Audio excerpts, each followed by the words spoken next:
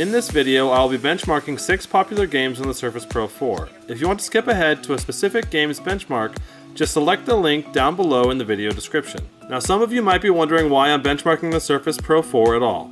We all know it was not intended to be a gaming powerhouse, but just because it doesn't have a dedicated graphics card in it, doesn't mean that it can't play games. In fact, if you're okay with playing games at less than 1080p resolution and on medium to low settings, there are tons of popular titles that will run great on it. The Surface Pro 4 can come with up to 3 different processor integrated GPUs depending on which model you buy. They are the Intel Core M3, which comes with the Intel HD 515, the Core i5, which comes with the HD 520, and the Core i7, which comes with the Iris 540. The model benchmarked in this video comes with the Core i5. Keep in mind that if you get the i7 version, it will come with the more powerful Intel Iris 540.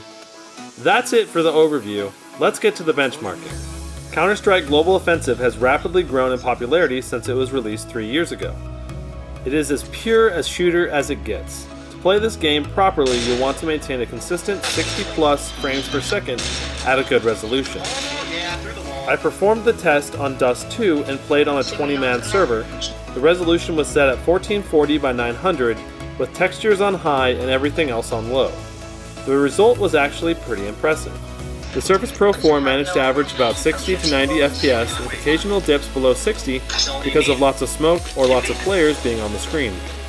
Overall, I was very impressed and except for a couple dips in frame rate, enjoyed it very much. Next up, Rocket League.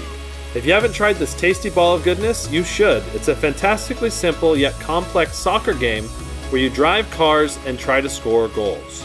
In a game like this, all you need for good gameplay is a consistent 30 plus frames per second. For my in-game settings, I turned off all the extras, set my textures to high quality, world detail to quality, and render quality to quality.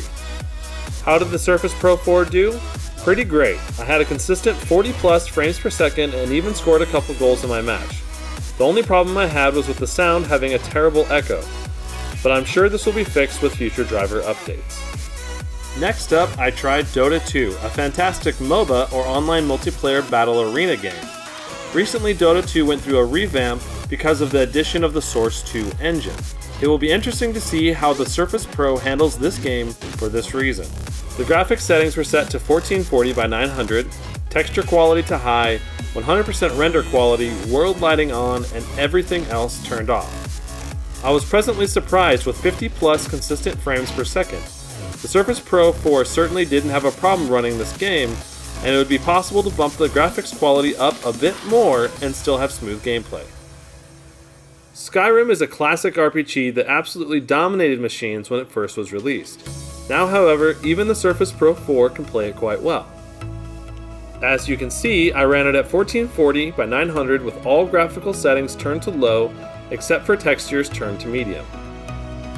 The Surface Pro 4 averaged between 50 and 60 frames per second with occasional dips down to the 30 to 40 range when there were dust and other particle effects on the screen. This is another case where with some fiddling you could probably turn on certain effects and have improved graphical experience while still getting good frame rates. Heroes of the Storm is another fantastic MOBA. Many would say it's the action-oriented MOBA since its game modes promote combat over farming. Before I could play Heroes of the Storm, I had to deal with the Windows 10 scaling issue. By default, the scaling of the application causes the mouse to be trapped in the top left corner because Windows is misreading how big the application actually is on the screen. To fix this, I simply right-clicked on the shortcut on my desktop, went to Properties, then I went to the Compatibility tab and checked the Disable Display Scaling on High DPI settings. For the actual gameplay, my graphics settings were as follows. Resolution set to 1440 by 900, with everything turned off or set to the lowest possible settings except for textures, which I set to high. The result was quite pleasant, with 35 to 50 FPS, providing consistent and smooth gameplay. Last but not least is Shadow of Mordor. This is one of my favorite games of all time. It has a great storyline, a fun open world environment, and fun gameplay mechanics. For my video settings, I tried 2 different resolutions. The first was at a higher resolution of 1368 by 912, and the second was at 912 by 608. Everything else was set to low. The first resolution maintained much more detail, but the Surface Pro 4 struggled to keep the frames coming and only averaged between 18 to 22 frames per second. Despite the low frame rate, the game actually felt pretty playable. The second resolution provided much better frame rates in the 27 to 32 range. I felt Shadow of Mordor did a good job pushing the Surface Pro 4 to its limits. Many newer titles will be similarly demanding, so if you want to get the Surface Pro 4 and play the latest games on it, you will likely have to play these games at very low resolutions to get smooth enough frame rates for good gameplay.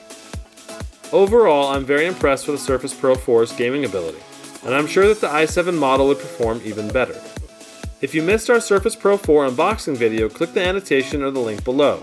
If you missed our destruction of the Surface Pro the last time we drop tested it, be sure to go check out the Writing Tab, a documentary video. We had a lot of fun making it, and I think you'll have a lot of fun checking it out as well. That's it for this video, guys. Peace out, see you next time.